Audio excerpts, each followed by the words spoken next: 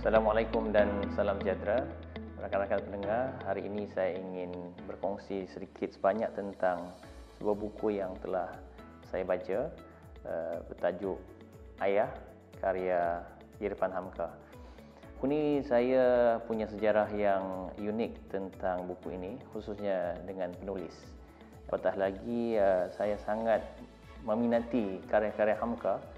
Sejak di bangku akhir universiti, saya telah cuba sedaya upaya mencari buku-buku Hamka, dan alhamdulillah saya mendapati satu tafsir Al-Azhar yang bagi saya sehingga sekarang masih saya gunakan sebagai bahan rujukan. Bertitik tolak kepada satu perjalanan saya ke Jakarta sempena Pesta Buku di Gelora Bung Karno. Saya berjumpa dengan penerbit Republika dan bertemu dengan saudara Irfan.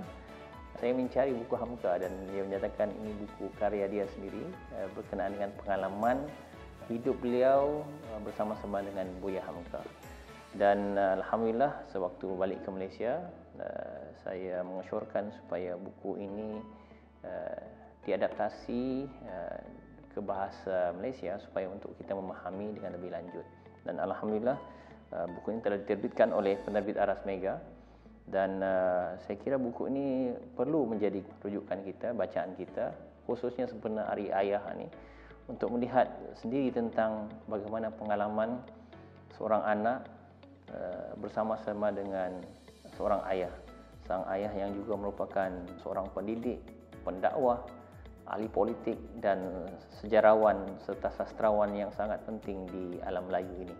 Dan saya kira ada beberapa tema-tema penting di dalam buku ini yang bagi saya sangat suspens, sangat menyayat hati dan mendekatkan kita tentang kepribadian Buya Hamka itu sendiri sebagai seorang watak pendidik.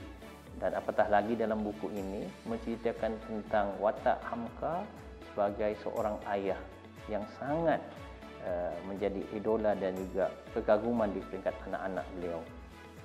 Ada beberapa perkara yang saya ingin berkongsi kepada rakan-rakan tentang beberapa peristiwa penting di dalam buku ini yang saudara Irfan ataupun penulis tuliskan.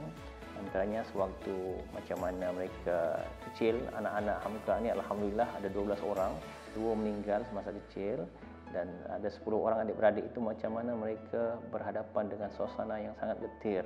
Khususnya satu peristiwa yang tidak dapat dilupakan, penahanan Buya Hamka oleh Presiden Soekarno di era lama selama 2 tahun lebih, dan keadaan itu merupakan saat yang cukup genting kepada keluarga, khususnya saudara penulis, saudara Irfan.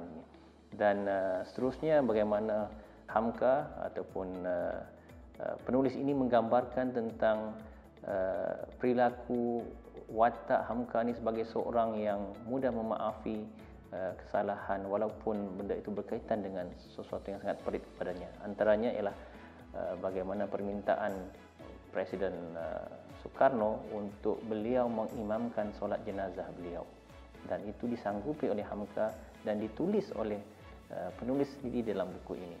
Dan begitu juga dengan kisah-kisah lain, sehinggalah kepada akhir hayat Buya Hamka dituliskan saat-saat mereka berhadapan dengan suasana yang cemas di hospital, sehinggalah pengakhiran hidup Buya Hamka.